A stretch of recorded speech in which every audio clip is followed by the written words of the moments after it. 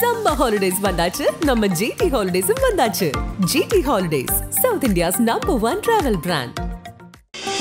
ஆச்சி பாதாம் ட்ரிங்க். ஆச்சி பாதாம் ட்ரிங்க் ஒன்னு வாங்குனா ஒன்னு free. YSR Films Yuvan Shankar Raja தயாரிப்பில் ரியோ ராஜ் நடிக்கும் ஸ்வீட் ஹார்ட் திரையரங்குகளில் வெற்றி நடை போடுகிறது. சூடு சொரண மான ஈன ஏதாவது தமிழ்நாட்டில் இருக்கிற பாஜக தலைவர்களுக்கு இருந்ததுன்னா பேசுங்கன்ற நான் நாசமா தான் போனேன்னா போ, நாங்க என்ன பண்ண முடியாது. இதை சொல்றதுக்கு திமுக என்ன அருகதை இருக்குன்னு அவங்க கேக்குறாங்க. சார் நாங்க பேசுறோம் சார், மோடியையே அமித்ஷாவையே பிஜேபியை அந்த கட்சியில் இருக்கிற அத்தனை அமைச்சர்களையும் பேசுறோம் சார். உங்களால ஒரு நாள் ஒரு நிமிஷம் ஒரு வார்த்தை நீ பேசுற. இன்றைய உள்துறை அமைச்சர் அமித்ஷா அவர் செய்த லீலைகள் பல. அந்த எல்லா லீலைகளையும் இன்னைக்கு கும்மிடி புண்டிய தானா ஒண்ணும் பண்ண முடியாதுன்னு பேசுறீங்களே, ஞாபகம் இருக்கா? இப்ப எங்களுடைய குரலுக்கு தான் அமித்ஷா பேசிட்டு இருக்காரு. தமிழிசையே சொல்லும் பொழுது நாங்களும் தமிழர்கள் தானே, நாங்களும் தான் கேள்வி கேட்போம், அது எப்படி போறீங்க? உண்மையாவே இந்த கேள்வி எப்படி நீங்க சிரிக்காம கேக்குறீங்க? இந்த கேள்வி நீங்க கேட்கணும் எப்படி உங்களுக்கு சிரிப்பு வரலையா? கேள்விக்கு பதில் சொல்ல துப்பு இல்லாம சம்பந்தம் இல்லாம பேசினா என்ன அர்த்தம்? மாநில மொழிகளுக்கு தான் நாங்க முக்கியத்துவம் கொடுக்குறான்ட்டாங்க. எங்க கொடுத்தீங்கன்னு நான் கேட்கிறேன். கடிதம் அனுப்பும் போது அந்தந்த மாநில மொழிகளில் அனுப்பப்படும். உங்களுடைய பேச்சு வடிவேல் பாஷையில தான் சொல்லணும். ஏன்னா சின்ன புள்ளத்தனமா இருக்குதுன்னு சொல்லிட்டு கொடநாடு கொலை கொள்ளை வழக்கு கிரைம் த்ரில்லர் படம் மாதிரி எடுக்கக்கூடிய ஒரு ஸ்டோரி ஒன்று நடந்தது. யாரோட ஆட்சியில் சார் நடந்தது? மௌனவர்ந்தா இருந்தார்ல சார், தர்மயுத்தம். அது யாரோட ஆட்சியில் சார்? தனிமனித தவிர தர்மபுரி பஸ் எரிப்பு வழக்கு இருக்குல்ல சார், அது யாரோட ஆட்சியில் இருந்தது? யாருக்காக நடந்தது? தனிமனித தவிர ஆட்சியாளர்களோட தவிர சார். இந்த மாநில உரிமைக்கும் இந்த மொழி உரிமைக்கும் இங்க இருக்கிற மாநில தலைவர்கள் யாராவது ஒருத்தர் எந்த இடத்திலேயாவது பேசியிருப்பாங்களா?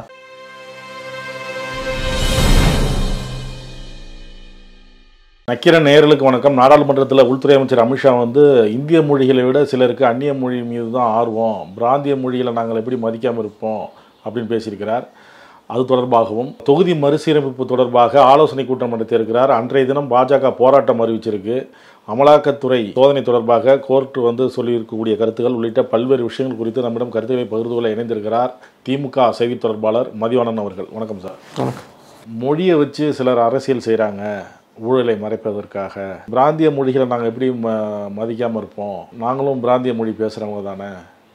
சிலருக்கு இந்திய மொழிகளை விட அந்நிய மொழியில் தான் ஆர்வம் இருக்குது அப்படின்னு அமித்ஷா பேசுகிறார். மொழியை வச்சு அரசியல் பண்ணுறாங்கங்கிறார். இல்லை, அதாவது இந்த நாட்டுடைய உச்சபட்ச அதிகாரம் கொண்ட உச்ச நீதிமன்றத்தால் கண்டிக்கப்பட்டு தன்னுடைய பிறந்த மாநிலத்துக்கே செல்ல முடியாமல் வேறொரு மாநிலத்தில் தங்கி இருந்த இன்றைய உள்துறை அமைச்சர் அமித்ஷா அன்றைக்கு குஜராத்துடைய உள்துறை அமைச்சராக இருக்கும்போது அவர் செய்த லீலைகள் பல. அந்த எல்லா லீலைகளையும் இன்னைக்கு மறந்துட்டு கேள்வி கேட்டால் கேள்விக்கு பதில் சொல்லணும். நாங்கள் என்ன கேட்டோம்? மும்மொழி கொள்கை ஏன் திணிக்கிறீங்கன்னு கேட்டோம். நீங்கள் என்ன சம்மந்தம் இல்லாமல் பேசுகிறீங்க? இப்போ மும்மொழி கொள்கை இருக்கா இல்லையா? பணத்தில் PM ஸ்ரீ திட்டத்தை ஏற்றுக்கிட்டாதான் பணம் கொடுப்பேன்னு சொன்னீங்களா சொல்லலையா? பேசுறது எல்லாம் நீங்கள், எதிரில் கேள்வி கேட்டது நாங்கள். கேள்விக்கு பதில் சொல்ல துப்பு இல்லாம சம்பந்தம் இல்லாம பேசினா என்ன அர்த்தம்? யாரு எதை பத்தி பேசுறது? இல்ல ஒரு நிமிஷம், யாரு எதை பத்தி பேசுறது? ஊழலை பத்தி பேசுறதுக்கு பாஜகவுக்கு என்ன தகுதி இருக்குன்னு நான் கேட்கிறேன். இந்த நாட்டில் இன்றைக்கு அதிகப்படியான தேர்தல் பத்திர முறைகேடு வழக்கு சந்திச்ச கட்சி பாஜக. உச்ச நீதிமன்றம் பல தடவை கண்டிச்ச கட்சி பாஜக. அந்த கட்சி சார்பாக இந்த நாட்டுடைய உள்துறை அமைச்சராக இருக்கிற நீங்கள் பேசக்கூடாது. 7.5 லட்சம் கோடி ஊழல் பண்ண நீங்கள் பேசக்கூடாது. இந்த நாட்டில் 5G ஏழை ஊழல் பண்ண நீங்கள் அதை பற்றி பேசக்கூடாது. இந்த நாட்டில் ஒரே நம்பரில் பல லட்சம் பேருக்கு ஆயுஷ்மான் கார்டு போட்ட கட்சி நீங்கள் பேசக்கூடாது. ஸோ பல வகையில் ஊழல் மட்டுமே மூலதனமாக இருக்கிற பாஜக எந்த இடத்துலையுமே ஊழலை பற்றி பேசக்கூடாது. முதல் விஷயம், நாங்கள் கேட்குறது மொழி உரிமை, நாங்கள் பேசுறது மாநில சுயாட்சி, நாங்கள் பேசுறது மாநில உரிமையை பற்றி பேசுகிறோம். நீங்கள் சம்பந்தம் இல்லாமல் பேசுறது எந்த வகையில் நியாயம்? கேள்வி மொழிகளுக்கு தான் நாங்கள் முக்கியத்துவம் கொடுக்குறான்ட்டாங்க. எங்க கொடுத்தீங்கன்னு நான் கேட்குறேன். இப்போ கூட இப்போ பேசும்போது என்ன சொல்றாரு, ஒவ்வொரு மாநிலத்துக்கும் கடிதம் அனுப்பும் போது அந்தந்த மாநில மொழிகளில் அனுப்பப்படும். அப்போ 14 வருஷமா என்ன பண்ணியிருந்தீங்க? எளிமையாக இருக்கும் சார் கேள்வி. இப்போ 11 வருஷம் சார் மோடி பிரதமர் ஆனதுக்கு அப்புறம் இது 11வது வருஷம். இந்த 11 வருஷமா நாங்க மருத்துவம் ஏற்பாடு பண்றோம். எனக்கு புரியுது, நான் சொல்றேன். தாய்மொழியில் கல்வியில் ஏற்பாடு பண்ணுறேன்னு தயவு செஞ்சு பேசாதீங்க.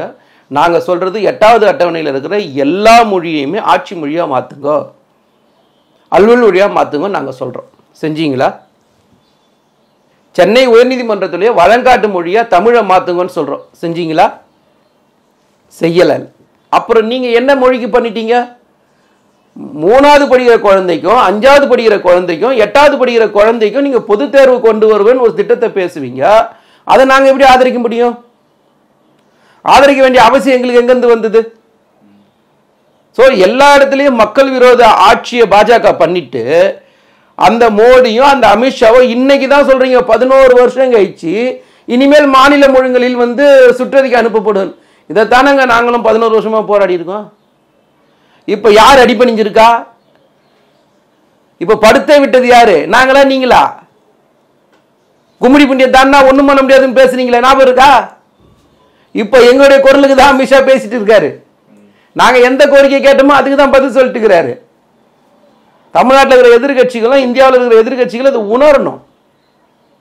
நீங்க வெளிப்படையா பார்த்தீங்கன்னா இன்னைக்கு பிஜேபிக்கு மிகப்பெரிய அச்சுறுத்தலா இருக்கிற ஒரு இயக்கம் திராவிட முன்னேற்ற கழகம்.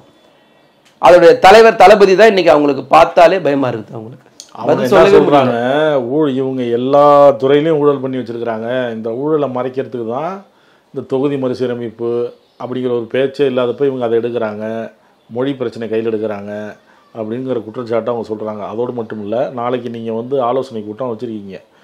கேரள முதல்வர் வந்துட்டார், அதே போல் இன்னும் சில பேர் வர இருக்கிறாங்க. இந்த நிலைமையில் அவங்க ஆர்ப்பாட்டம் அறிவிச்சிருக்காரு பாஜக மாநில தலைவர். ஊழல் நடக்காத துறையிலே இல்லை, சட்டம் ஒழுங்கு சரியில்லை, பாலியல் குற்றங்கள் நடந்துக்கிட்டு இருக்கு, இதெல்லாம் கண்டித்து நாளைக்கு போராட்டம் அறிவிச்சிருக்கிறார். நான் முதல்ல ஒரு விஷயம் சொன்னேன், ஒரு பட்டியல் பாஜக செய்த ஊழலோட பட்டியலை சொன்னேன், அதுக்கு பதில் இல்லை. ரெண்டாவது ஒரு விஷயம் நான் கேட்குறேன், டீலிமிட்டேஷன் பற்றி பேசுறதுக்கு முன்னாடி திரும்பவும் அமித்ஷா ஊழலை பற்றி பேசுறதுக்கு பிஜேபிக்கு எந்த இடத்துலையுமே தகுதி இல்லை. ஒன்று, டீலிமிட்டேஷனை பற்றி இன்னைக்கு எல்லா மாநிலத்துக்கும் சுற்றறிக்கை அனுப்பப்படும் சொன்ன அதே அமித்ஷா நாடாளுமன்றத்தில் ஒரே நிமிஷத்தில் முடிஞ்சிடும். எந்த அடிப்படையில் நீங்கள் டீலிமிட்டேஷன் செய்ய போறீங்க சொல்லிட்டு போங்க, முடிஞ்சு போச்சு, எல்லா பிரச்சனையும் ஓவர் ஒரே நிமிஷத்தில். ஏன் பேச மாட்டீங்க? ஏன் பேச மாட்டீங்க? என்ன தடுக்குது உங்களுக்கு? யாருக்கும் எந்த பாதிப்பும் வராதுங்கிறாரு. அதுதான் எப்படின்னு சொல்லிடுங்கன்ற. தமிழ் செய்ய சொல்லும் பொழுது நாங்கள் குறைய விட்டுருவோமா? நாங்களும் தமிழர்கள் தானே, நாங்களும் தான் கேள்வி கேட்போம், அது எப்படி குறையும்? உண்மையாவே இந்த கேள்வி எப்படி நீங்க சிரிக்காம கேட்குறீங்க?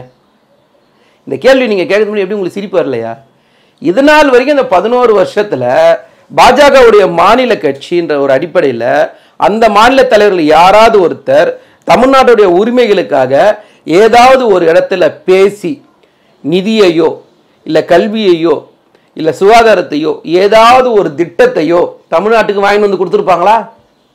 எளிமையாக கேட்குறேன், ஏதாவது ஒரு திட்டம்.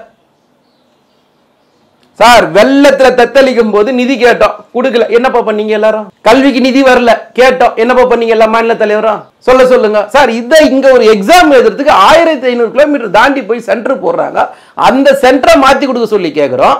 அதை பத்தி மாநில தலைவர் என்ன சார் பேசினாங்க? சொல்லுங்க. இந்த மாநில உரிமைக்கும் இந்த மொழி உரிமைக்கும் இங்க இருக்கிற மாநில தலைவர் யாராவது ஒருத்தர் எந்த இடத்துலயாவது பேசியிருப்பாங்களா? இதுதான் என்னோட கேள்வி. எந்த இடத்துலயாவது? மகாராஷ்டிரா, திரும்ப சொல்றேன், மகாராஷ்டிராவுடைய ஆளுங்கட்சியா பாஜக இருக்கு. தேவேந்திர பட்னவிஸ் முதலமைச்சர். அங்க இருக்கிற RSS தலைவர் சொல்றாரு மராட்டிய மொழி முக்கியம் இல்லைன்னு சொல்றாரு. அடுத்த நிமிஷமா அந்த மாநிலத்தில் இருக்கிற பாஜகவை சேர்ந்த தேவேந்திர பட்னவிஸ் சொல்றாரு இங்க மராட்டியம் தான் கட்டாய பாடம்னு சொல்றாரு. அதே தைரியமும் திராணியும் தெம்பும் சூடு சொரண மான ஈன ஏதாவது தமிழ்நாட்டில் இருக்கிற பாஜக தலைவர்களுக்கு இருந்ததுன்னா பேசுங்கன்ற. நான் சொந்த மொழியையும் சொந்த மாநிலத்தையும் அடமான வச்சு கட்சி நடத்திட்டு இருக்கீங்க. இதுக்கு முன்னாடி நீட்டுங்கிற பிரச்சனையை கையில் எடுத்து நாடகம் பண்ணாங்க. இப்போ தொகுதி மறுசீரமைப்புங்கிற பேரில் சில பேரை போய் சந்திச்சு மாநில முதல்வர் சந்திச்சு கெஞ்சி கூத்தாடி இந்த மாதிரி அழைச்சிட்டு வராங்க அப்படிங்கிறாரு மாநில தலைவர், பாஜக மாநில தலைவர். சார், ஒரு கோமாளிக்கு பார்க்கறதெல்லாம் கோமாளித்தனமாக தான் தெரியும், ஒரு நல்லவங்களுக்கு பார்க்கறதெல்லாம் நல்லதாக தான் தெரியும். இப்போ எப்படி பார்க்கணும் நீங்க முடிவு பண்ணீங்க? மேகதாதுல அணை கட்டுவோம்னு சொல்றாங்க கர்நாடகா, அந்த முதலமைச்சரை போய் அழைச்சிட்டு வராங்க. இதை பத்திலாம் இவங்க பேசுவாங்களா? கொஞ்சம் ஹார்ஷா பேசிடுவேன் சார், முட்டாள் மாதிரி பேசக்கூடாது சார், தயவு செஞ்சு சொல்றேன். நீங்க இந்த நாட்டுடைய ஒன்றிய அரசுல நீங்க தான் சார் ஆளுங்கட்சி. உங்களுடைய அனுமதி இல்லாம எப்படி சார் மேகதாது கட்ட முடியும்? எப்படி சார் கட்ட முடியும்? அதே கேள்வி நீங்க எப்படி சார் கேட்க முடியும்? அப்ப இங்க என்னதான் இருக்கு சார் சட்டம்? அப்ப சட்டத்துக்கு உட்பட்டு இங்க இல்லைன்னு சொல்ல வரீங்களா? இந்த நாட்டில் இருக்கிற எல்லா மாநிலங்களும் உங்களுடைய கட்டுப்பாட்டில் இல்லைன்றீங்களா? நீங்க என்ன பேசுறீங்க? நீங்க ஒரு கட்சியோட மாநில தலைவர் சார், நான்காந்தர பேச்சாளர் மாதிரி பேசுறீங்க. எடப்பாடி பழனிசாமி நேற்றையும் வெளிநடப்பு செஞ்சார், இன்னைக்கும் வெளிநடப்பு செய்கிறார். ஆளுங்கட்சி மீதான குற்றச்சாட்டு நிறையா இருக்கு, சட்டம் ஒழுங்கு சரியில்லை, அதை பற்றி கேள்வி எழுப்புனா இவங்க வந்து செய்தியை மாற்றி அதிமுக ஆட்சியில் நடந்தது அப்படின்னு பேசுகிறாங்க. நாங்கள் சட்டம் ஒழுங்கு சரியில்லைன்னு சொல்கிற அன்னைக்கு கூட கொலைகள் நடக்குது அப்படிங்கிறாரு எடப்பாடி பழனிசாமி. இந்த நாட்டில் முதலமைச்சராக இருந்தவங்க போய் ஒரு இடத்துல குளிச்சாங்க சார். குளிச்சதுக்காக எத்தனை பேர் சார் செத்தான்? மகாமகம் எத்தனை பேர் செத்தான்? அது தனி மனித தவிர அரசாங்க தவிர சார்? இதே மாநிலத்தில் நீங்க ஆட்சியில் இருந்த காலகட்டங்களில் 13 பேரை சுட்டு சாகடிச்சிங்க. துடிக்க துடிக்க நீங்க முதலமைச்சராக இருக்கும்போது உங்களை கேள்வி கேட்குறாங்க, டிவியை பார்த்து தெரிஞ்சுக்கிட்டேன்னு சொன்ன நபர் நீங்க.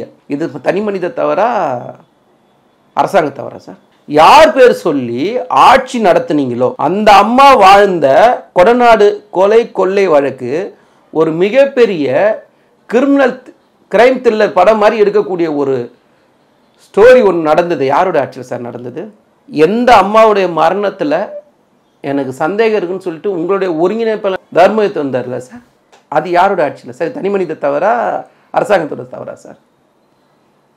நீங்கள் ஒரு விஷயத்தை நம்ம பேசுகிறோம்னா அதை ஞாபகத்தோடு பேசணும்.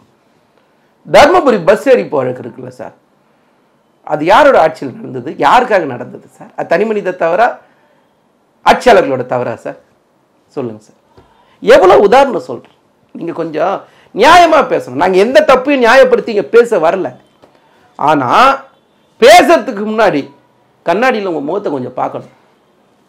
இன்னைக்கு 2021 தளபதி ஆட்சிக்கு வந்ததுக்கு அப்புறம் சார், நான் சாதாரணமாக சொல்கிறேன், 2021 தளபதி ஆட்சிக்கு வந்ததுக்கு அப்புறம் ஆதாய கொலைகள் 10% குறைஞ்சிருக்கு. நான் சொல்லலை, NCRP டேட்டா சொல்லுது. அதே மாதிரி கூலிப்படை கொள்ளை 17% குறைஞ்சிருக்கு சார். கூட்டு கொள்ளை 12% குறைஞ்சிருக்கு. திருட்டு வழக்குகள் 10.65% குறைஞ்சிருக்கு. கொலை வழக்கு 47.72% குறைஞ்சிருக்கு. இது எதுவுமே நான் சொல்லலை, NCRP டேட்டா சொல்லுது. தேசிய குற்ற ஆவண காப்பகம் சொல்லுது, நாங்க சொல்லலையே. அப்போ உங்களுடைய ஆட்சிக்கும் எங்களுடைய ஆட்சிக்கும் எவ்வளவு பெரிய வித்தியாசம் இருக்கு.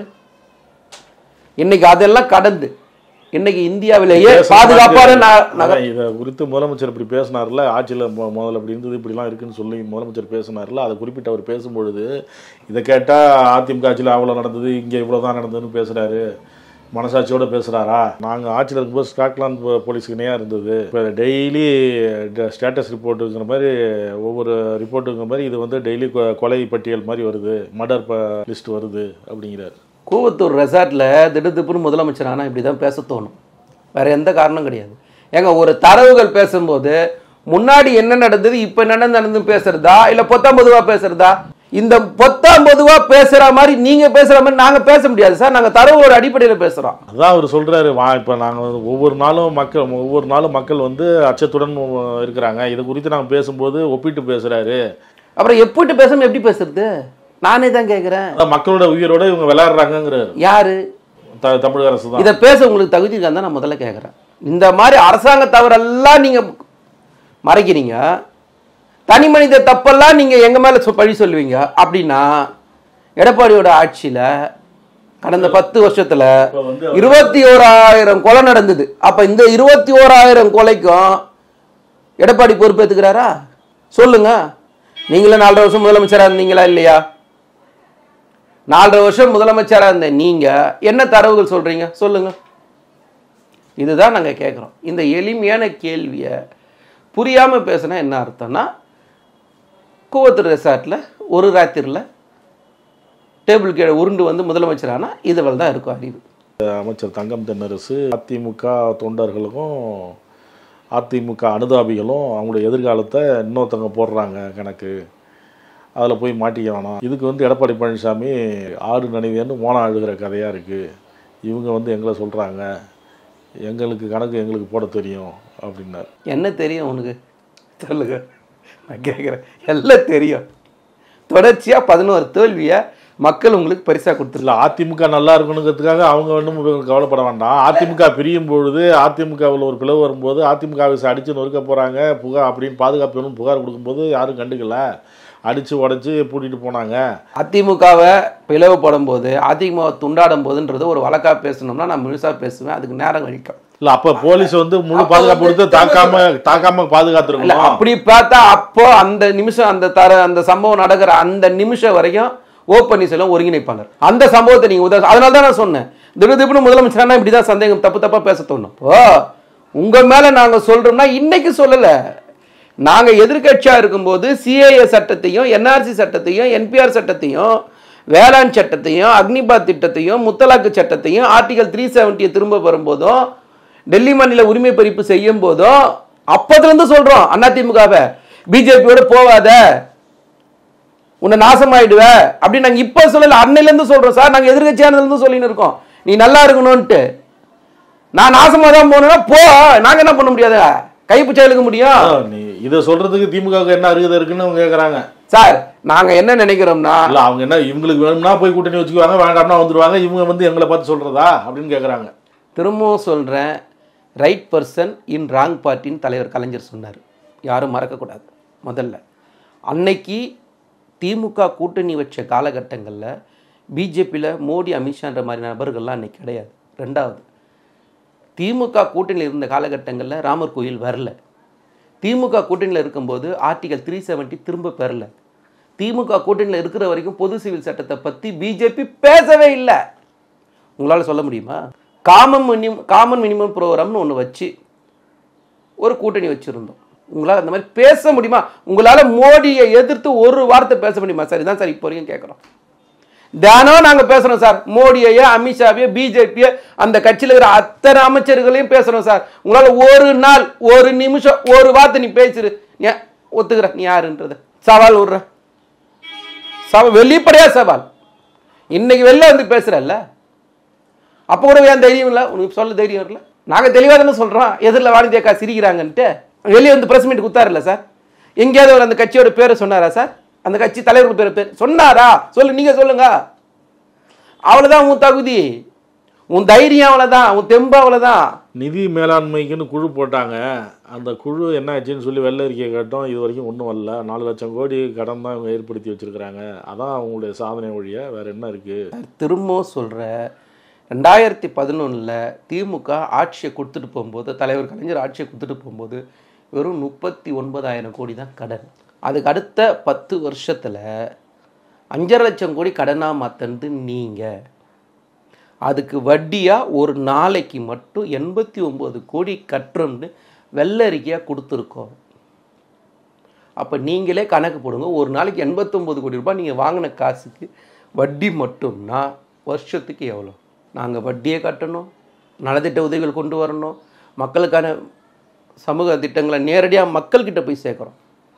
ஸோ நாங்கள் திட்டங்களும் சேர்க்குறோம், வட்டியும் கட்டுறோம், வளர்ச்சி பாதையில். சார், நிதி பற்றாக்குறையை பொறுத்த வரைக்கும் பொருளாதார வளர்ச்சி கொடுத்துருக்கோம், தனி மனித வருமானத்தை உயர்த்தியிருக்கோம், அதே நேரத்தில் பணவீக்கத்தை கட்டுப்படுத்தியிருக்கோம். எந்த இடத்துல வளர்ச்சியை கொடுக்கணும், எந்த இடத்துல கட்டுப்படுத்தலாங்கிறாங்க. விலைவாசியை கட்டுப்படுத்துறதுக்கு முழுசாக நாங்கள் மட்டும்தான் பொறுப்பா? அப்போ கூட மோடியை பேச மாட்டீங்க. இன்னைக்கு இன்டர்நேஷனல் மார்க்கெட்டில் பெட்ரோல் விலை எவ்வளோ, டீப்பாயோட விலை எவ்வளோ சார்? எத்தனை சதவீதம் சார் குறைஞ்சிருக்கு? ஏன் சார் குறைக்கல? குறைக்கணுமா இல்லையா? இன்னைக்கு நீங்கள் ரஷ்யா கிட்டேருந்து வாங்குற க்ரூட் ஆயிலோட விலை எந்த மார்க்கெட்டில் நீங்கள் வாங்குறீங்க, என்ன பர்சன்டேஜில் வாங்குறீங்க? குறைச்சிருக்கணுமா இல்லையா? ஸோ நீங்கள் பெட்ரோல் விலை குறைக்க மாட்டீங்க, டீசல் விலையை குறைக்க மாட்டீங்க, எக்ஸைஸ் டியூட்டியை போட்டுக்கிட்டே இருப்பீங்க, உயர்த்திக்கிட்டே இருப்பீங்க, டோலை உயர்த்திக்கிட்டே இருப்பீங்க. எல்லாமே உயரும் போது இதுக்கு முழு முதல் பொறுப்பு யாரு? உங்களுக்கு ஏன் நான் திரும்பவும் தான் கேட்குறேன், ஏன் உங்களால் மோடி, அமித்ஷா, பிஜேபின்னு சொல்ல தைரியமே கிடையாதா? அதைத்தான் அண்ணன் தங்கம் தென்னரசு தெளிவாக சொன்னார். உங்கள் மடியில் இருக்கிற கனத்துக்காக பயந்துராதீங்கன்னு சொன்னார். அப்போ உங்கள் மடியில் கனம் இருக்கிறதுனால உங்களுக்கு வழியில் பயமாக இருக்கு. ஸோ உங்களை இருக்கிற மடியில் இருக்கிற கனத்தை பற்றி பயப்படாமல் மக்களுக்காக வந்து நில்லுங்க, மக்களுக்காக வந்து பேசுங்க. அமலாக்கத்துறை அடியால் போல் செயல்படுகிறதுன்னு அமைச்சர் ரகுபதி சொல்லியிருக்கிறாரு. இப்போ எடப்பாடி பழனிசாமி சொல்லும்பொழுது தவறு செய்யலைன்னா ஏன் பயப்படுறீங்க, வழக்கை சந்திக்க வேண்டியதானே, ஏன் அதுக்கு எல்லாருமே அஞ்சுறாங்க, திமுக ஏன் அதுக்கு அஞ்சுது? குழந்தைத்தனமாலாம் என்கிட்ட தான் சொன்னாங்க நெடுஞ்சாலைத்துறையில் ஊழாதுன்னு சொன்னாங்க, நான்லாம் உச்சநீதிமன்றம் வரைக்கும் வழக்கை சந்திக்கலையா? ஒரு மாண்போட பேசணும்னு ஆசைப்பட்றேன், தயவு செஞ்சு சொல்கிறேன். ஒரு குழந்தைத்தனமாலாம் பேசக்கூடாது. அமலாக்கத்துறை யாரோட கட்டுப்பாட்டில் இருக்குது? ஒன்றிய அரசோட கட்டுப்பாட்டில் இருக்குது. மோடி ஆட்சிக்கு வந்ததுலேருந்து இடி, இன்கம் டேக்ஸு, சிபிஐ, இந்திய தேர்தல் ஆணையம், இந்த 4த்தையும் அவரோட கைப்பாவையாக அவர் மாற்றிட்டார். ஒன்று, அமலாக்கத்துறை எங்கெல்லாம் வேலை செய்யும்னா தன்னுடைய கொள்கைக்கும் எதிரியாக இருக்கிறவங்களுக்கும் தான் அது வேலை செய்யும். 2வது. 3வது, எடப்பாடி பழனிசாமிக்கு அவ்வளோ பெரிய தன்னை ஒரு பெரிய நியாயஸ்தன் மாதிரியும் தன்னை யோகியன் மாதிரி பேசுறதா இருந்தால் டெண்டர் முறைகேடு வழக்கை நீங்கள் சந்திச்சிருக்கணும். நீங்கள் டெண்டர் முறைகேடு வழக்கில் உச்சநீதிமன்றத்தில் போய் தடை வாங்கி வர வேண்டிய அவசியம் என்ன? ஒன்று, உங்கள் பக்கத்தில் இருக்கிற வேலுமணி தங்கமணி மேலே நிலக்கரி இறக்குமதி ஊழல் நிலுவையில் இருக்கா இல்லையா? எல்இடி பல்பு போட்ட வழக்கு நிலுவையில் இருக்கா இல்லையா? வாக்கி டாக்கி ஊழல் வழக்கு நிலுவையில் இருக்கா இல்லையா? இதைத்தான் நாங்கள் சொல்கிறோம். இன்னைக்கு வரைக்கும் இதுக்கு ஒப்புதல் தராமல் நிற்க வச்சிருக்குது யாரு? இது ஆர்.என். ரவி தானே. இந்த ஆர்.என். ரவி யாரோட கையால்? ஆர்எஸ்எஸோட கையால் தானே. எவ்வளோ எமோஷனல் ஆனாலும் எவ்வளோ டென்ஷன் ஆனாலும் ஆர்.என். ரவியா எடப்பாடி மேலே நடவடிக்கை எடுக்க சொல்றது அனுமதி தர மாட்டாரு. எடப்பாடின்னு இல்லை, எடப்பாடி கூட இருக்கிற எல்லா முன்னாள் அமைச்சர்கள் மேலே வழக்கு நிலுவையில் இருக்கு. அனுமதி தராமல் நிற்க வச்சிருக்கிறது யாரு? ஆர்.என். ரவி. உச்ச நீதிமன்றம் ராஜேந்திர பாலாஜி வழக்கில் என்ன சொல்லுச்சு? இப்போ கடந்த வாரம் நாங்கள் அஃபிடேவிட்டாக கொடுத்துருக்கோம் சார், ஆர்.என். ரவி ஒப்புதல் தரதில்லை, ஆளுநர் ஒப்புதல் தரலன்ட்டு நீங்கள் பேசுகிறீங்க. 2வது, எங்களை பார்த்து பயப்படுறன்னு பேசுறதுலாம் உங்களுக்கு தகுதி இருக்கா? யாருக்கு ஆளில் நாங்கள் பதவிக்கு வரல. 50 வருஷம் உழைச்சி கஷ்டப்பட்டு இந்த இடத்துக்கு வந்திருக்கார் தளபதி. ஓவர் நைட்டில் டேபிள் கீழே பதவிக்கு வந்த ஆளுங்க நாங்கள் இல்லை. மிஸ்ஸா காலத்தில் ஜெயிலில் இருந்த இன்னைக்கு இருக்கிற அரசியல் தலைவர்களில் ஒரே தலைவர் தளபதி தான். மிஸ்ஸாவில் இருந்தார் எங்கள் தலைவர்னு சொல்கிறீங்க. யார் வச்சது? அப்போ காங்கிரஸ் ஆட்சி, அதோட தான் நீங்கள் கூட்டணி வச்சுக்கிட்டு இருக்கீங்க. நாங்கள் அப்படியா அப்படின்னு கேட்குறாரு. எந்த ஒரு விஷயமும் காலம்தான் சார் முடிவு பண்ணோம். அன்னைக்கு மிஸ்ஸாவை ஜெயிலில் வச்சதுன்றதுக்காக ராமர் கோயிலை கட்டினது காங்கிரஸ் கட்டுச்சா? மாநில உரிமை உங்களை மாதிரி காங்கிரஸ் மதிச்சுதா? சொல்லுங்க. இன்னைக்கு மிதிக்கிறது யார்? நீங்கள் தானே மிதிக்கிறீங்க மாநில உரிமைகளை. இன்னைக்கு மொழிக்கான மொத்த அடையாளத்தை அழிக்கிறது நீங்கள் தானே, உங்கள் கூட்டாளி தானே. நாங்கள் என்ன கேள்வி வரும், நீங்கள் என்ன பதில் சொல்கிறீங்க? எங்கள் கூட வாங்க ஐயா, எங்கள் கூட சேர்ந்து மாநில உரிமை குரல் கொடுங்க, சுயாட்சி பற்றி பேசுங்க. இன்னைக்கு மாநில உரிமைன்னு வரும்போது எல்லாம் ஒன்றாகணுமா இல்லையா சார்? தனிப்பட்ட பிரச்சனை நீயா நானான்றது அப்புறம் பார்த்துப்போம். தேர்தல் வரும். உரிமைக்கு அவங்களும் தானே குரல் கொடுத்து என்ன கொடுத்தீங்கன்னா நானும் கேட்டேன். கொள்கை தான் அவங்களும் சொல்கிறாங்க. இருமொழி கொள்கை தொகுதி மறுசீரமைப்புல குறையக்கூடாதுன்னு தான் சொல்கிறாங்க. நீங்கள் இருமொழி கொள்கை தான் சொல்கிறீங்க, அப்புறம் தொகுதி குறைவு தான் சொல்கிறீங்கன்னு. நேராக போங்க. நாங்கள் கண்டன கூட்டம் நடத்துகிறோம், எல்லா முதலமைச்சரும் ஒருங்கிணைக்கிறோம். உங்களால் முடிஞ்சால் நேராக போயிட்டு மோடி கிட்ட பேசிட்டு 40 நாடாளுமன்றம் 39 பேர் அங்கே நாடாளுமன்றத்தை முடக்குங்க, நடத்த விடாமல் பண்ணுங்க. நாங்கள் காவிரி பிரச்சனையில் கூட்டணியில் தான் இருந்தோம். அப்போ காவிரி பிரச்சனைக்காக நாங்கள் குரல் கொடுக்குறப்ப நாடாளுமன்றம் ஸ்தம்பித்து போகிற அளவுக்கு நாங்கள் பண்ணோங்கிறாரு அவர். நாங்கள் என்ன பண்ணோன்றதை ஒரு வாரம் முன்னாடி பார்த்தீங்கல்ல. இந்த நாட்டுடைய கல்வி அமைச்சர் 100 முறை மன்னிப்பு கேட்க வச்சேன் சார். ஒரு தடவை கிடையாது, 100 தடவை மன்னிப்பு கேட்க வச்சான். இன்னைக்கு அமித்ஷாவை பேச வச்சிருக்கா. இதுக்கு மேலே என்ன செய்யணும் சொல்லுங்க? அலறுது சார் அங்க பிஜேபி. 40 பேர் என்ன பண்ணீங்கன்னு கேட்டீங்க, இன்னைக்கு மன்னிப்பு கேட்டுக்கிட்டு இருக்குது பிஜேபி, மறந்துடக்கூடாது. அதே நேரத்தில் அப்படி நிதி வாங்குறதுக்கும் அதே மாதிரி செய்யுங்கிறாரு அவரு. சார், நிதி பிரச்சனை இந்த பிரச்சனை ரெண்டுத்தையும் நம்ம ஒன்றா பார்க்கக்கூடாது. ஒவ்வொரு பிரச்சனையும் ஒவ்வொரு மாதிரி அணுகணும். சரிங்களா? நீங்கள் மாநில உரிமைன்னு வரும்போது, மொழி உரிமைன்னு வரும்போது உயிரை கொடுத்து காப்பாற்றின கட்சி திமுக. மொழிப்போர் தியாகிகள் 1928 யாரும் இங்கே மறந்துருக்க முடியாது. 100 வருஷம் போராட்டம். இங்கே செத்த ஒவ்வொரு மனுஷனுக்கும் பின்னாடி எத்தனை வேதனை இருக்குன்னு யாரும் மறக்கக்கூடாது. அப்படி உயிரை கொடுத்து காப்பாற்றின மொழியை ஒருத்தர் அழிக்கிறேன்னு பேசி துடிச்சிட்டு இருக்காங்க. நீங்கள் அதை பற்றி பேசுங்கன்னு சொன்னால், சார் கூட்டத்தில் கலந்துக்கிட்டு ஜெயக்குமார் ஒன்று பேசினார், வெளியில் என்ன சார் பேசினார்? அவங்களுக்கு சப்போர்ட் பண்ணுற மாதிரி தானே சார் பேசினார். அவங்க இன்னும் முடிவே பண்ணலையாமே அப்படின்னா, நீங்கள் விரும்பினாலும் விரும்பினாலும் 26 டீலிமிட்டேஷன் பண்ணி தானே சார் ஆகணும். மக்கள் தொகை கணக்கெடுப்பு எடுத்து தானே சார் ஆகணும். எட்டுன்னு அந்த சட்டம் காலாவதி ஆகிடுமே. அப்போ சட்டம் காலாவதி ஆகி போச்சுன்னா என்ன பண்ணுவீங்க? ஸோ இந்த பிரச்சனைகள் எல்லாம் சிந்திக்காமல் தமிழ்நாட்டுடைய எதிர்கட்சி தலைவராக ஒரு இடத்துலையும் யோசிக்காமல் செயல்படுற எடப்பாடி பழனிசாமி ஒரு நாளாவது தமிழனா இந்த மண்ணுடைய எதிர்க்கு இந்த மக்கள் வாக்களிச்சாங்க பார்த்தீங்களா, எதிர்கட்சி தலைவராக ஒரு நிமிஷம் நடந்தா சிந்திச்சா போதும் சார். பல்வேறு கருத்துக்களை பகிர்ந்து கொண்டதற்கு நன்றி சார். நன்றி. நக்கீரன் டிவிக்கு சப்ஸ்கிரைப் செய்யுங்கள். உங்கள் ஆதரவே எங்கள் பலம். ஆசிரியர்களுக்கு நண்பனாகவும் மாணவர்களுக்கு ஆசானாகவும் திகழும் தேர்வு வழிகாட்டி. ஒவ்வொரு பாடத்திற்கும் அனுபவமிக்க ஆசிரியர்களின் துல்லியமான தெளிவான விடைகள். CNC இருக்கு, தேர்வு பயம் எதற்கு? இது தீரன் பப்ளிஷிங் ஹவுஸ் விற்பனை வெளியீடு.